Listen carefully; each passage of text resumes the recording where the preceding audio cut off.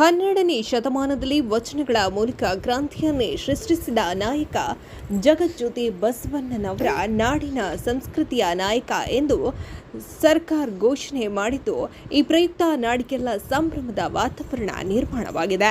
ಅದರಂತೆ ಅಫಜಲ್ಪುರ ತಾಲೂಕಿನಲ್ಲೂ ಕೂಡ ತಾಲೂಕು ಬಸವ ಬಳಗ ಹಾಗೂ ವಿವಿಧ ಸಂಘಟನೆಗಳ ನೇತೃತ್ವದಲ್ಲಿ ಪಟ್ಟಣದ ಬಸವೇಶ್ವರ ವೃತ್ತದಲ್ಲಿ ಸಿಹಿ ಹಂಚಿ ಸಂಭ್ರಮಿಸಿದ್ರು. ಈ ಸಂದರ್ಭದಲ್ಲಿ ತಾಲೂಕಿನ ಎಲ್ಲ ಸಂಘಟನೆಯ ಮುಖಂಡರು ಉಪಸ್ಥಿತರಿದ್ದರು. ಇವತ್ತಿನ ದಿನ ನಮ್ಮ ಬಸವಣ್ಣನವರಿಗೆ ಈ ಘನ ಇವತ್ತ ಸರ್ಕಾರ ಬಸವೇಶ್ವರರ ಸಾಂಸ್ಕೃತಿಕ ನಾಯಕ ಎಂದು ಘೋಷಣೆ ಮಾಡಿದೆ. ಅದರ ಪ್ರಯುಕ್ತ ಇವತ್ತು ಅಫಜಲ್ಪುರದಲ್ಲಿ ಬಸವ ಬಳಗ ಮತ್ತು ಜಾಗತಿಕ ಲಿಂಗಾಯತ ಮಹಾಸಭಾ, ವಿಶ್ವ ಲಿಂಗಾಯತ ಮಹಾಸಭಾ, ವೀರಶೈವ ಲಿಂಗಾಯತ ಮಹಾಸಭಾ ಮತ್ತು ದಲಿತ ಮಹಾಸಭಾ ಮತ್ತು ವಿವಿಧ ಸಂಘಟನೆ ಹೋರಾಟಗಾರರು ಮತ್ತು ರಾಜಕೀಯ ಎಲ್ಲ ಮುಖಂಡರು ಮತ್ತು ರೈತ ಮುಖಂಡರು ಎಲ್ಲರೂ ಸೇರಿ ಇವತ್ತು ಒಂದು ವಿಜಯೋತ್ಸವವನ್ನು ಆಚರಣೆ ಮಾಡ್ತಾ ಇದ್ದೇವೆ. ಬಂಧುಗಳೇ, ಇದನ್ನು ಬಸವಣ್ಣನವರಿಗೆ ಒಂದು ಪಟ್ಟ ಸರ್ಕಾರಕ್ಕೆ ನಾವು ಎಷ್ಟು ಕೊಂಡಾಡಿದರೂ ಸಾಲದು.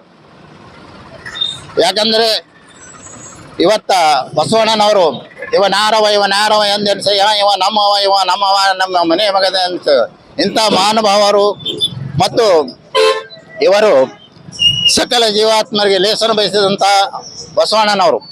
ಮತ್ತು ಮೌನವಾಗಿ ಹೇಳಬೇಕಾದ್ರೆ ಇವರು ಕಾಯಕವನ್ನು ಮಾಡಬೇಕು, ಸುಮ್ಮನೆ ಕೂತು ಊಟ ಮಾಡತಕ್ಕಂಥ ಮಾಡಬಾರ್ದು. ಇವತ್ತು ಕಾಯಕ ಮಾಡಬೇಕಂತ ಹೇಳಿದಂಥ ಬಸವಣ್ಣನವರು ಇವತ್ತ ಈ ತಥಾಗತ ಗೌತಮ್ ಬುದ್ಧರ ಕಮಲ ಪಾದಗಳಿಗೆ ವಂದಿಸುತ್ತಾ ಹಾಗೂ ಸಾಮಾಜಿಕ ಹರಿಕಾರ ಅಣ್ಣ ಬಸವಣ್ಣವರ ಕ್ರಾಂತಿಕಾರಿಗೆ ನಮನಗಳನ್ನು ಸಲ್ಲಿಸ್ತಾ, ಅದೇ ರೀತಿ ಮಹಾಮಾನವವಾದಿ ಡಾಕ್ಟರ್ ಬಾಬಾ ಸಾಹೇಬ್ ಅಂಬೇಡ್ಕರ್ ಅವರಿಗೆ ನಮಿಸುತ್ತಾ, ಈ ದೇಶದಲ್ಲಿ ಪ್ರಪ್ರಥಮ ಬಾರಿಗೆ ಜಗತ್ತಿನ ವಿಶ್ವ ಮಾನವ ಒಂದು ಸಂದೇಶವನ್ನು ನೀಡಿದ್ರು ಅಣ್ಣ ಬಸವಣ್ಣನವರು ಅನ್ಬೇಕಾಗ್ತದೆ.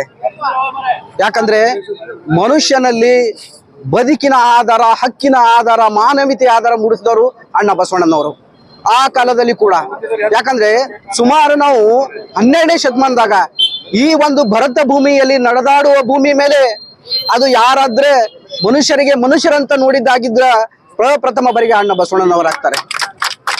ಕ್ರಾಂತಿ ಈ ಸಮಾನತೆ ಕೂಗು ಬರ್ಬೇಕಾದ್ರೆ, ಯಾಕಂದ್ರೆ ಆತನು ಮನುಷ್ಯನ ಒಂದು ವಿಭಾಗದಲ್ಲಿ ಮನುಷ್ಯನಾಗಿ ನಿಂತಾಗ ವಿಚಾರಧಾರೆಗಳು ಬಂದಾಗ ಅಲ್ಲಿ ಕ್ರಾಂತಿ ಬರ್ತದೆ. ಯಾವ ಕ್ರಾಂತಿ? ಸಮಾನತೆ ಕ್ರಾಂತಿ.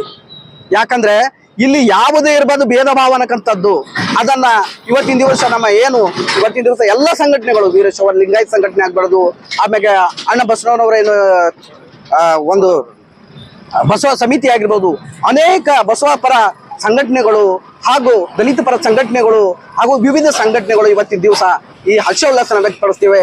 ಮತ್ತೊಮ್ಮೆ ನಾನು ಘನ ಸರ್ಕಾರಕ್ಕೆ ಅಭಿನಂದನೆಗಳನ್ನು ಸಲ್ಲಿಸ್ತೇನೆ. ಅಂತ ಡಿಕ್ಲೇರ್ ಮಾಡಿದ್ದು ಬಹಳ ಸಂತೋಷದ ಸಂಗತಿ. ಬಸವಣ್ಣನವರನ್ನ ನಮ್ಮ ರಾಜ್ಯ ಮಾಡಿದಂತೆ ಕೇಂದ್ರ ಸರ್ಕಾರವು ಬಸವಣ್ಣ ಮತ್ತು ಅಂಬೇಡ್ಕರ್ರನ್ನ ಸಾಂಸ್ಕೃತಿಕ ನಾಯಕನನ್ನಾಗಿ ಮಾಡಬೇಕನ್ನೋದು ನಮ್ಮದು ಭಿನ್ನ ಇದೆ. ಕರ್ನಾಟಕದ ಘನ ಸರ್ಕಾರ ಬಸವಣ್ಣವರನ್ನ ಕರ್ನಾಟಕದ ಸಾಂಸ್ಕೃತಿಕ ನಾಯಕ ಅಂತ ಘೋಷಣೆ ಮಾಡಿದ್ದನ್ನು ಅದರ ವಿಜಯೋತ್ಸವವನ್ನು ಆಚರಿಸಬೇಕಾಗಿತ್ತು. ನಾವೆಲ್ಲರೂ ಜಿಲ್ಲಾ ಮಟ್ಟದಲ್ಲಿ ವಚನ ಸಾಹಿತ್ಯ ಸಮ್ಮೇಳನ ಇರೋದರಿಂದ ನಾವೆಲ್ಲರೂ ಅಲ್ಲಿಗೆ ಹೋಗಿರುವ ಪ್ರಯುಕ್ತ ಅದನ್ನು ಆಚರಿಸಲಿಕ್ಕಾಗಲಿಲ್ಲ. ಇವತ್ತು ಆ ಕಾರ್ಯಕ್ರಮವನ್ನು ಆಚರಿಸ್ತಾ ಇದ್ದೇವೆ. ನಮಗೆಲ್ಲ ಎಷ್ಟು ಖುಷಿ ಇದೆ ಅಂತಂದರೆ, ಬಸವಣ್ಣವರನ್ನ ಸಾಂಸ್ಕೃತಿಕ ನಾಯಕ ಅಂತ ಆಚರಿಸಿದ್ದು, ಅವರು ಘೋಷಣೆ ಮಾಡಿದ್ದು ಹಂಡೆ ಹಾಲು ಕೊಡೋಷ್ಟು ಖುಷಿ ಇದೆ. ಇವತ್ತು ಬಸವಣ್ಣ ಬರೀ ಸಾಂಸ್ಕೃತಿಕ ನಾಯಕ ಅಂತ ಘೋಷಣೆ ಮಾಡಿದ್ದಷ್ಟೇ ಅಲ್ಲ, ಪ್ರತಿ ಮನೆಗೂ ಬಸವ ತತ್ವವನ್ನು ಮುಟ್ಟಿಸ್ತೀವಿ ಮುಂದಿನ ದಿನಮಾನದಲ್ಲಿ ಅಂತ ಘೋಷಣೆ ಮಾಡಿರ್ತಕ್ಕಂಥ ಮುಖ್ಯಮಂತ್ರಿಗಳಿಗೆ ನಮ್ಮ ಎಲ್ಲ ಸಂಘಟನೆಗಳ ಪರವಾಗಿ ಅವರಿಗೆ ಅನಂತ ತುಂಬ ಹೃದಯದ ಕೃತಜ್ಞತೆಗಳನ್ನು ಸಲ್ಲಿಸ್ತಾ ಇದ್ದೇವೆ. ನಮ್ಮ ಅಮೃತರಾವ್ ಪಾಟೀಲ್ ಹೇಳಿದಂತೆ ಅಣ್ಣ ಬಸವಣ್ಣನವರು ವಿಶ್ವಕ್ಕೆ ಒಂದು ಮಾದರಿಯಾದಂಥ ಗುರು ಸ್ಥಾನದಲ್ಲಿ ಅವರು ಆಗಬೇಕು. ಮೊನ್ನೆ ದಾವಣಗೆರೆಯಲ್ಲಿ ವೀರಶೈವ ಲಿಂಗಾಯತ ಸಮಾವೇಶ ಮಾಡಿದಾಗ ನಮ್ಮ ಎಲ್ಲ ಹಿರಿಯ ಸಮಾಜದ ಮುಖಂಡರು, ವೀರಶೈವ ಲಿಂಗಾಯತ ಮುಖಂಡರು ಸರ್ಕಾರಕ್ಕೆ ಒಂದು ಮನವಿಯನ್ನು ಕೊಟ್ಟಿದ್ದರು. ಬಸವಣ್ಣನವರಿಗೆ, ವಿಶ್ವಗುರು ಬಸವಣ್ಣನವರಿಗೆ ಸಾಂಸ್ಕೃತಿಕ ನಾಯಕನೆಂದು ನೀವು ಸರ್ಕಾರದಲ್ಲಿ ಮುಂದುವರಿಸಿಕೊಂಡು ಆ ಆದೇಶವನ್ನು ಮಾಡಬೇಕಂತೇಳಿ ಒಂದು ಮನವಿಯನ್ನು ನಮ್ಮ ಶಿವಶಂಕರಪ್ಪ ಅಧ್ಯಕ್ಷರ ನೇತೃತ್ವದಲ್ಲಿ ನಾವು ಮನವಿಯನ್ನು ಸಲ್ಲಿಸಿದ್ದೆವು ಸರ್ಕಾರಕ್ಕೆ. ಆ ನಿಟ್ಟಿನಲ್ಲಿ ನಮ್ಮ ಮಾನ್ಯ ಮುಖ್ಯಮಂತ್ರಿಗಳಾದ ಸಿದ್ದರಾಮಯ್ಯನವರು ನಮ್ಮ ಎಲ್ಲ ಸಮಾಜ ಬಸವಣ್ಣನವರು ಇವನಾರೋ ನಮ್ಮವನಂತೇಳಿ ಎಲ್ಲರನ್ನೂ ಒಗ್ಗೂಡಿಸಿಕೊಂಡು ಅವರ ತತ್ವಗಳನ್ನು ನಮ್ಮ ಜೀವನದಲ್ಲಿ ಬರೀ ನಾವು ಮಾತಿನಲ್ಲಿ ಹೇಳದಂತೆ ಅವರ ತತ್ವಗಳನ್ನು ನಮ್ಮ ಜೀವನದಲ್ಲಿ ಅಳವಡಿಸಿಕೊಂಡು ಹೋದಾಗ ನಾವು ನಿಜವಾದ ತತ್ವಗಳನ್ನು ಅನುಸರಿಸ್ತೇವೆ ಅಂತ ನಮಗೆ ಭಾವನೆ ಅದ.